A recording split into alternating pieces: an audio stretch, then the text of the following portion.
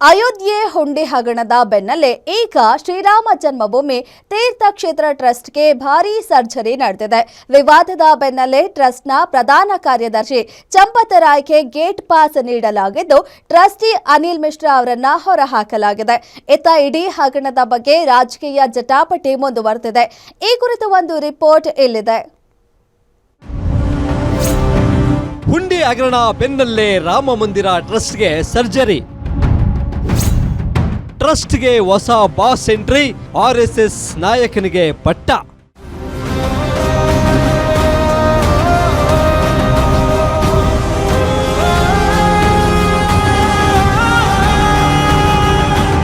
ಅಯೋಧ್ಯೆ ರಾಮ ಮಂದಿರದ ಇತಿಹಾಸದಲ್ಲೇ ಇಂತಹದೊಂದು ಹಠಾತ್ ಬೆಳವಣಿಗೆ ನಡೆದಿರಲಿಲ್ಲ. ಮಂದಿರದ ಹುಂಡಿ ಹಣ ಸಂಗ್ರಹಣೆಯಲ್ಲಿ ಭಾರಿ ಅವ್ಯವಹಾರ ನಡೆದಿದೆ ಎನ್ನಲಾದ ಆರೋಪ ಕೇಳಿಬಂದ ಬೆನ್ನಲ್ಲೇ ಟ್ರಸ್ಟ್ನಲ್ಲಿ ದೊಡ್ಡ ತಲೆಗಳು ಉರುಳಿವೆ. ಮಹತ್ವದ ಟ್ರಸ್ಟ್ ಸಭೆಗೆ ಗೈರಾಗಿದ್ದ ಪ್ರಧಾನ ಕಾರ್ಯದರ್ಶಿ ಚಂಪತ್ ರಾಯ್ ಹಾಗೂ ಟ್ರಸ್ಟಿ ಅನಿಲ್ ಮಿಶ್ರಾ ಅವರ ರಾಜೀನಾಮೆಯನ್ನು ಸರ್ವಾನುಮತದಿಂದ ಅಂಗೀಕರಿಸಲಾಗಿದೆ. ಚಂಪತ್ ರಾಯ್ ಸ್ಥಾನಕ್ಕೆ ಹಂಗಾಮಿ ಪ್ರಧಾನ ಕಾರ್ಯದರ್ಶಿಯಾಗಿ ಕೃಷ್ಣ ಮೋಹನ್ ಅವರಿಗೆ ಪಟ್ಟ ಕಟ್ಟಲಾಗಿದೆ.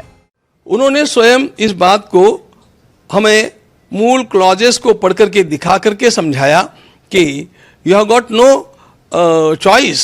जब ये त्यागपत्र दे दिया है तो आपको उसको स्वीकार करना अस्वीकार करना ये बात आपके हाथ में नहीं है. अब उसको हम लोगों को मान ही लेना चाहिए. ऐसी स्थिति में और हम लोगों ने उसका स्वीकार भी कर लिया. उस समय हमने चंपतराय जी के द्वारा की गई सेवा का अभिनंदन भी किया. उदार अंतःकरण से उन्होंने स्वयं इस प्रकार का निर्णय लिया. ಚಂಪತ್ ರಾಯ್ ರಾಜೀನಾಮೆಯಿಂದ ತೆರವಾದ ಸ್ಥಾನಕ್ಕೆ ಬಂದಿರುವ ಕೃಷ್ಣ ಮೋಹನ್ ಯಾರು ಎಂಬ ಕುತೂಹಲ ಎಲ್ಲರಲ್ಲಿದೆ. ಇವರು ನಿವೃತ್ತ ಭಾರತೀಯ ಅರಣ್ಯ ಸೇವೆ ಅಂದ್ರೆ IFS ಅಧಿಕಾರಿಯಾಗಿದ್ದು, ಮೂಲತಃ ಉತ್ತರ ಪ್ರದೇಶದ ಚಂದಾಪುರ ಗ್ರಾಮದವರು. ಸರ್ಕಾರಿ ಸೇವೆಯಿಂದ ನಿವೃತ್ತರಾದ ಬಳಿಕ ಸಮಾಜ ಸೇವೆಯಲ್ಲಿ ತೊಡಗಿಸಿಕೊಂಡಿದ್ದ ಇವರು ಪ್ರಸ್ತುತ RSS ಸಂಘಟನೆಯ ಪದಾಧಿಕಾರಿಯಾಗಿ ಸೇವೆ ಸಲ್ಲಿಸುತ್ತಿದ್ದಾರೆ. ಟ್ರಸ್ಟ್ನಲ್ಲಿ ಪಾರದರ್ಶಕತೆ ತರುವ ಗುರುತರ ಜವಾಬ್ದಾರಿ ಈಗ ಇವರ ಹೆಗಲೇರಿದೆ.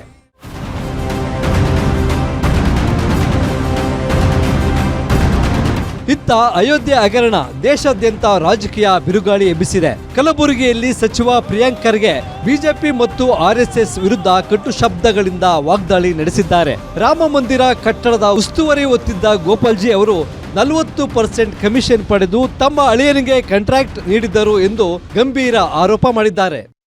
ಪ್ರಾಣ ಪ್ರತಿಷ್ಠಾಪನೆ ಮಾಡಬಾರ್ದು, ಇನ್ನೂ ಕಂಪ್ಲೀಟ್ ಆಗಿಲ್ಲ ದೇವಸ್ಥಾನವನ್ನು. ನೆನಪಿದೆಯಾ ತಮಗೆ? ಯಾವ ಪುರುಷಾರ್ಥಕ್ಕೆ ಮೋದಿ ಅವರು ಹೋಗಿ ಅಲ್ಲಿ ಪ್ರಾಣ ಪ್ರತಿಷ್ಠಾಪನೆ ಮಾಡ್ತಾರೆ, ಅವ್ರಿಗೆ ಏನು ಯೋಗ್ಯತೆ ಇದೆ ಅಂತ ಕೇಳಿದ್ರು. ನೆನಪಿದ್ಯಾ? ಅದೆಲ್ಲ ಈಗ ಆಚೆ ಬರ್ತಾ ಇದೆ ನೋಡಿ. ಆ ಜಗನ್ನಾಥ್ ಭವನಿಗೂ ಹೋಗಿರ್ತದೆ, ಕೇಶವ ಕೃಪಾಗೂ ಹೋಗಿರೋ ಸಾಧ್ಯತೆ ಇದೆ. ಈಗ ಇವರೆಲ್ಲರೂ ಕೂಡ ಯಾವ ಮೂಲ ಮಟ್ಟದಿಂದ ಬಂದಿರೋದು? ಈ 3 ಜನ ಆರೋಪಿ. ಇವತ್ತು ಟ್ರಸ್ಟ್ ಮೀಟಿಂಗ್ ಇದೆ ಅಂತ ಇದ್ದೀರಲ್ಲ, ಯಾರ ಬಗ್ಗೆ ಚರ್ಚೆ? ಚಂಪಕ್ ರಾಯ್, ಮಿಶ್ರಾ ಮತ್ತು ಗೋಪಾಲ್. ಇವರೆಲ್ಲರದು ಟ್ರೈನಿಂಗ್ ಎಲ್ಲಾಗಿರೋದು RSSನಲ್ಲಲ್ವಾ? ಮತ್ತು ಅಷ್ಟನ್ನ ಅವರಿಗೆ ಪಿತೃಭಕ್ತಿ ಇರ್ತದಲ್ಲ. ಇನ್ನು ಹುಂಡಿ ಹಣ ಕಳ್ಳತನ ಪ್ರಕರಣದ CBI ತನಿಖೆ ಕೋರಿ ಸಲ್ಲಿಕೆಯಾಗಿದ್ದ ಸಾರ್ವಜನಿಕ ಹಿತಾಸಕ್ತಿ ಅರ್ಜಿಯನ್ನು ಅಲಹಾಬಾದ್ ಹೈಕೋರ್ಟ್ ವಜಾ ಮಾಡಿದ್ದು, ಸದ್ಯ ನಡೆಯುತ್ತಿರುವ SIT ತನಿಖೆಯನ್ನೇ ಮುಂದುವರಿಸಲು ಸೂಚಿಸಿದೆ. ಇತ್ತ ಇಡೀ ವಿವಾದದಿಂದ ನೊಂದಿರುವ ಟ್ರಸ್ಟ್ ಅಧ್ಯಕ್ಷ ಮಹಾಂತ ನೃತ್ಯ ಗೋಪಾಲ್ ದಾಸ್ ಅವರು ಪ್ರಧಾನಿ ಮೋದಿ ಮತ್ತು CM ಯೋಗಿ ಆದಿತ್ಯನಾಥ್ಗೆ ಭಾವುಕ ಪತ್ರ ಬರೆದಿದ್ದಾರೆ. ರಾಮಲಲ್ಲಾ ದೇಣಿಗೆಯಲ್ಲಿ ಕಳ್ಳತನ ನಡೆದಿರುವುದು ಕೋಟ್ಯಾಂತರ ಭಕ್ತರ ನಂಬಿಕೆಯ ವಿಷಯ. ನನಗೆ ಇದರಿಂದ ತುಂಬಾ ನೋವಾಗಿದೆ.